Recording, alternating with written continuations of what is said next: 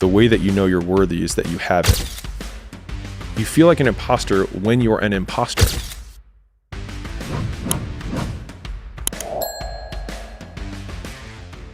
Not to piss off the positive polys in the room, but if you haven't gotten what you want, then you're not worthy of it, period. And that's okay. Now you can admit that you suck and improve. Better to know you're bad for a season than pretend you're good for a lifetime. You're not making as much money as you want because you're not as good as you think you are. You're not struggling from imposter syndrome. You're a student and pretending to be a teacher. No students say they feel like frauds for trying to learn. You're a fraud when you get up to teach the class and you've never done it. I think it's just giving yourself permission to suck. It's giving yourself permission to be unhappy.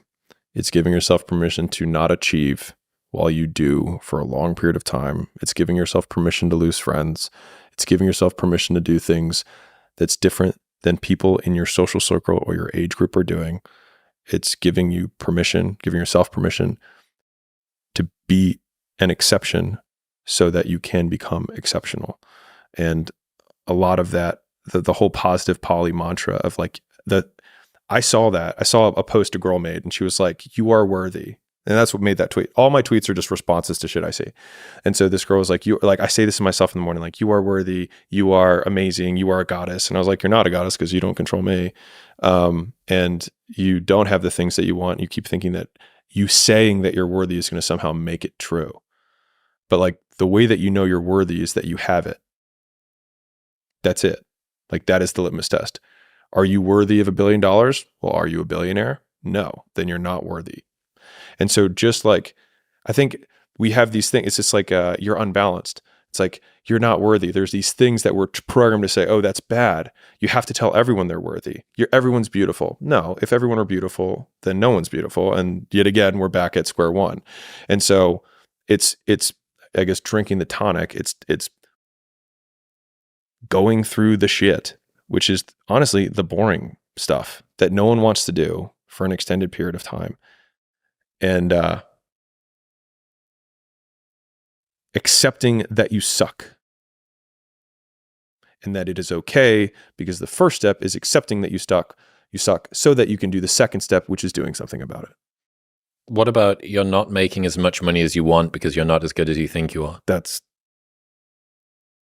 I'm obviously in the business space, and that follows up with the other one with the imposter syndrome. Right? People are like, man, how do you not suffer from imposter syndrome? I was like, because I've done what I said I've done.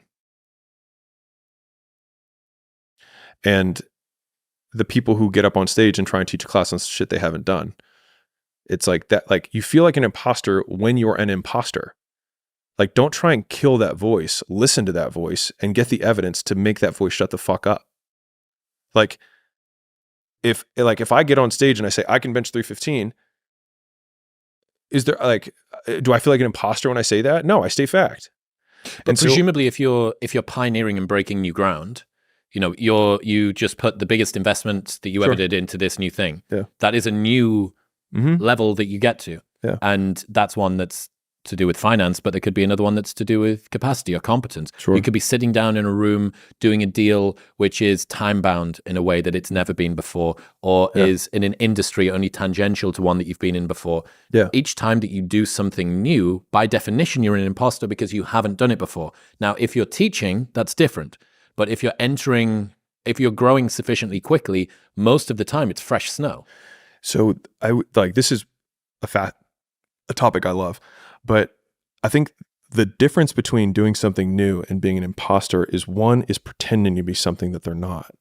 So like I made the biggest investment in school. I'm making a bet that I think communities are going to be huge. And I think that there's a ton of people who want to teach skills they have in communities, et cetera, and school.com can help. But like, it would only be an imposter if I said, this is like, I guarantee it, no matter what, this is going to be the biggest thing ever. And one of the big things that I repeat, and from the marketing front, I say it all the time, I say, state the facts and tell the truth. Like the best marketing in the entire world is truth. Now, if the truth isn't compelling, it doesn't mean you lie. It means you change the world to make the facts compelling.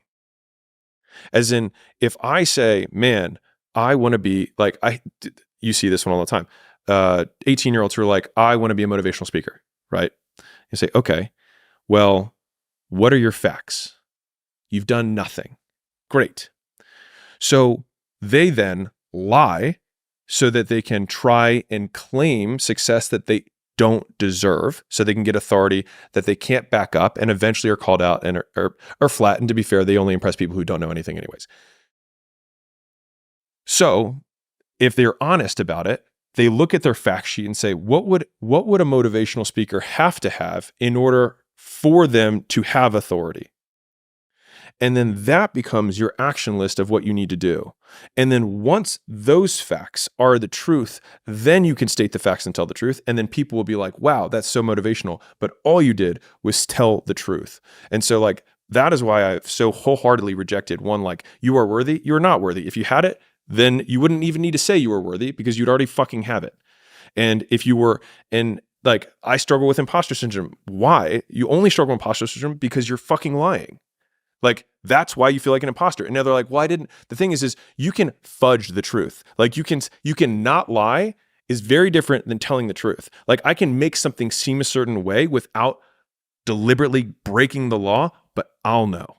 And that's why you feel like an imposter, because you fucking know. And there's the guy in the other room who's clearing his throat, be like, that's not fucking true.